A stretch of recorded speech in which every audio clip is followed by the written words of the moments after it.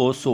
आचार्य श्री रजनीश अपनी पुस्तक संतो मगन भयो मन मेरा में कहते हैं, हंस कौन सकता है और वास्तव में जीवन में कौन हंसता है। कहते हैं हंसने का एक ही राज है, मौत का स्वीकार। सन्यासी ही हंस सकता है। तुम्हें पता है क्यों इस देश ने सन्यास के लिए गैरिक वस्त्र चुने? वह अग्नि का रंग है, लपटों का रंग है। प्राचीन समय में जब किसी को सन्यास देते थे तो उसे चिता बनाकर उस पर लिटाते थे, फिर चिता में आग लगाते थे और घोषणा करते थे कि तू अब तक जो था समाप्त हो गया, तेरी तरह तू मर गया, अब उठ और एक नए जीवन में चल प्रवेश कर। जलती चिता से सन्यासी उठता था, फिर उसे नया नाम देते थे और गैरिक वस्त्र देते थे, ताकि याद रखना अग्नि को, लपटों को, मृत्यु को। स्मरण रखना कि जो भी मरण धर्मा है वह तू नहीं है। स्मरण रखना कि जो भी मरेगा वह तू है ही नहीं। कहते हैं सिकंदर जब भारत में वापस लौटता था तो उसे याद आई, जब यात्रा पर आया था भारत की तरफ, तो उसके गुरु अफलातून ने उससे कहा था, जब भारत से लौटो और बहुत सी चीजें तुम लूट कर लाओगे, बन सके तो एक सन्यासी भी ले आना। सन्यास भारत की गरिमा है, वह भारत का गौरव है, वह भारत की देन है दुनिया को। तो अफलातून ने ठीक ही कहा था कि तू सब कुछ तो लाएगा लूट कर, धन दौलत, हीरे जवाहरात। मेरे लिए इतना ख्याल रखना, एक सन्यासी ले आना, क्योंकि मैं जानना चाहता हूं सन्यास क्या है। सब लूट पाट कर जब सिकंदर जा रहा था और पंजाब की आखिरी बस्तियां छोड़ रहा था, तब उसे याद आया कि वह भूल ही गया सन्यासी को ले जाना। तो उसने खबर की कि गांव में कोई सन्यासी है। लोगों ने कहा, हाँ, एक सन्यासी है, वह नदी के किनारे नग्न वर्षों से जीता है। सिकंदर ने अपने 2 आदमी भेजे और कहा, सन्यासी को कहो कि घोड़े पर सवार होकर हमारे साथ हो जाए और कह देना अगर आज्ञा न मानी तो यह नंगी तलवार है, गर्दन इसी वक्त काट कर गिरा दी जाएगी। वे नंगी तलवारें लिए हुए सैनिक गए। जो सन्यासी वहां खड़ा था, नग्न मस्त, सुबह की रोशनी में सूरज से बातें करता होगा, आकाश में उड़ता होगा, अनंत से जुड़ा था, मस्त था, मौज में था, रक्स में था, नाच में था। थोड़ी देर तक वे दोनों सैनिक नंगी तलवारें लिए हाथ में चुपचाप खड़े रहे। ऐसा दृश्य उन्होंने देखा नहीं था, ऐसी मस्ती उन्होंने देखी नहीं थी। मतवाले देखे थे मगर ऐसा मतवाला नहीं देखा था। और सन्यासी को जैसे पता ही नहीं चला कि वे 2 नंगी तलवारें लिए आदमी खड़े हैं। आखिर में उन्होंने कहा कि भाई देखते नहीं, हम बड़ी देर से देख रहे हैं। सिकंदर की आज्ञा है, महान सिकंदर की आज्ञा है कि घोड़े पर सवार हो जाओ और हमारे साथ यूनान चलो। सब तरह का इंतजाम रहेगा, तुम शाही मेहमान रहोगे।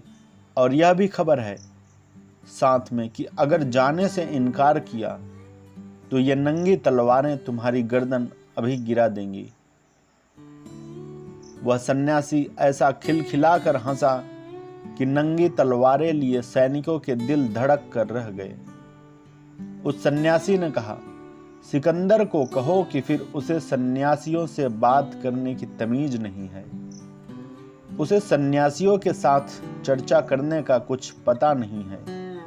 उस नासमझ को हिलाओ ताकि वह भी देख ले, जब एक सन्यासी की गर्दन काटी जाती है तो क्या होता है।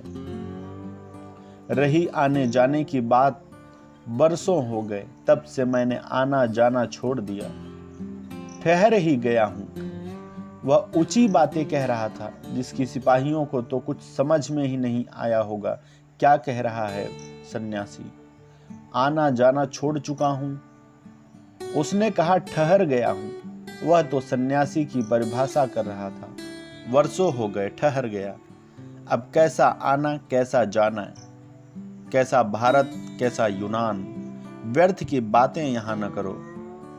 रही गर्दन काटने की बात, तुम्हें काटना हो तुम काट लो, सिकंदर को काटना हो सिकंदर काट ले। जहां तक मेरा संबंध है मैं तो यह गर्दन बहुत पहले कटा चुका हूं।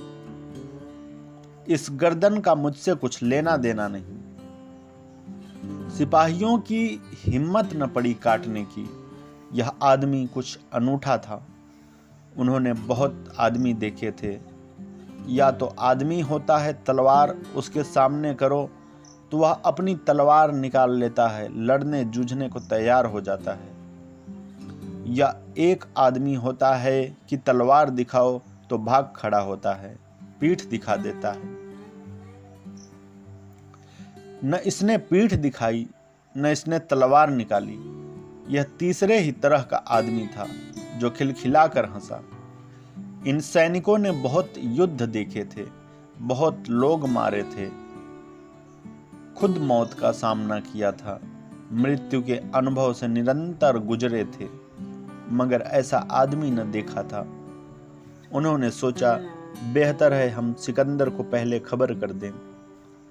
एक तो वहीं रुका रहा कि सन्यासी पर नजर रखें, दूसरा भागा सिकंदर को गया उसके पास और कहा आदमी देखने जैसा है।